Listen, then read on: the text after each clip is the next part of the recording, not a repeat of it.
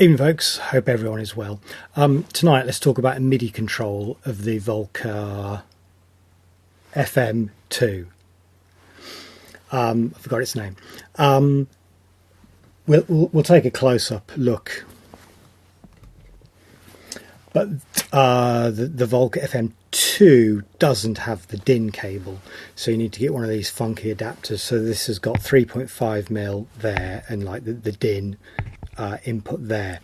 Now I do believe there are two flavors of these knocking around. This is the one I bought for the Korg NTS1. It was called Type A. Yeah, and I say and I checked this at lunchtime and this works. So if you're going shopping and you see Type A, Type B, Type C, I recommend Type A, but do check on the Korg website. They might call it something else, but as I say, the retailer I bought this from, they called it a Type A. It was like £5, £6 with free postage, from a popular online auction site.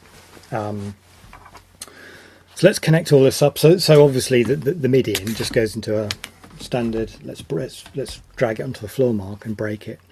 You know, standard MIDI cable at my audio, well, my MIDI interface. Obviously that just goes in there, and that just goes into the MIDI in. Let's explore MIDI out in another video.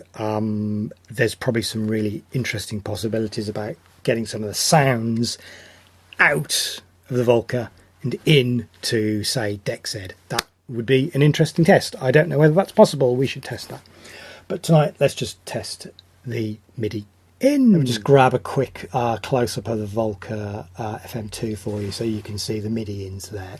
The MIDI in there and the MIDI out there. So 3.5mm, no DIN cables to be seen. I don't know whether somebody is working on a conversion kit for the two. Possibly I've seen a few conversion kits around there for the older Volcas, sort of adding MIDI to the modular, for example, and various other bits and bobs. But you know, do you want to start unscrewing this and messing around with it? Not for me, but you might fancy having a go at that and putting your own DIN cables on this little beastie.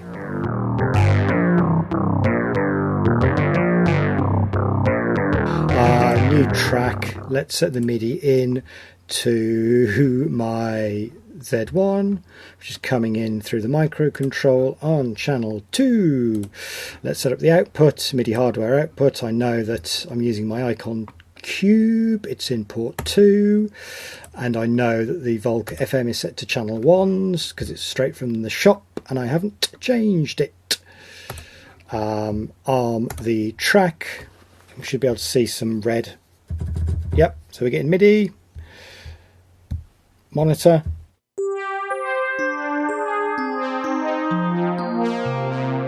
and we are good.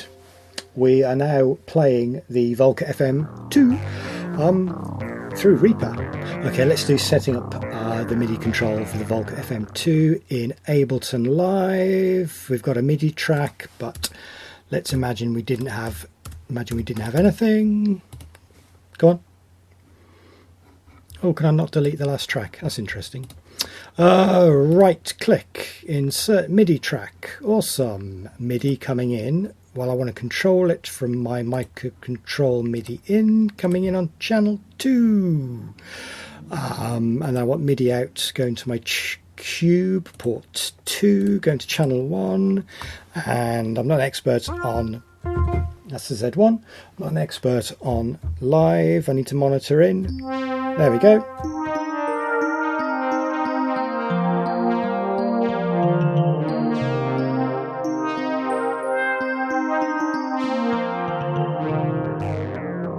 So I've got to say, being able to play that little synth with my full big keyboard is pretty amazing.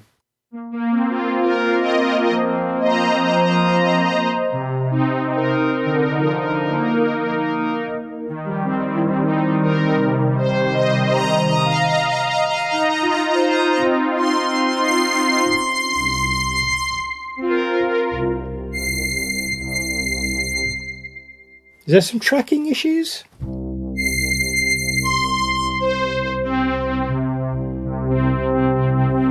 I don't think so.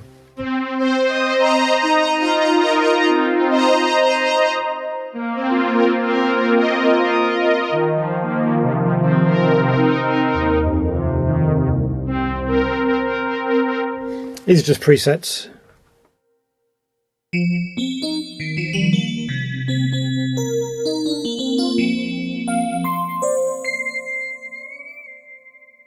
So it responds to the pitch bend.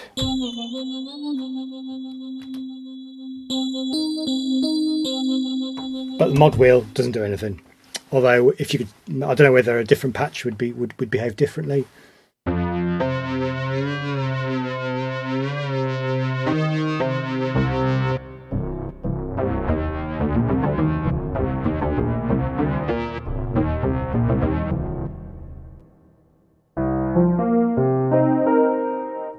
It's a pretty good electric piano, isn't it?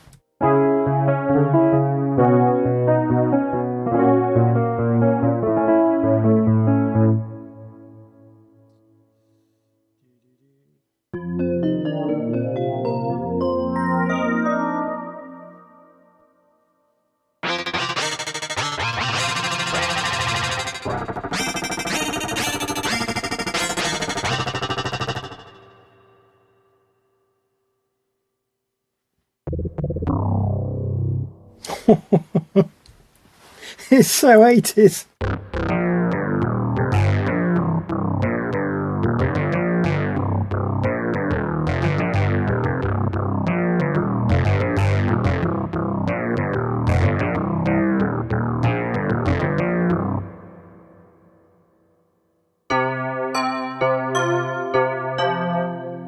You just know there's going to be bells and bells and bells and all kinds of bells.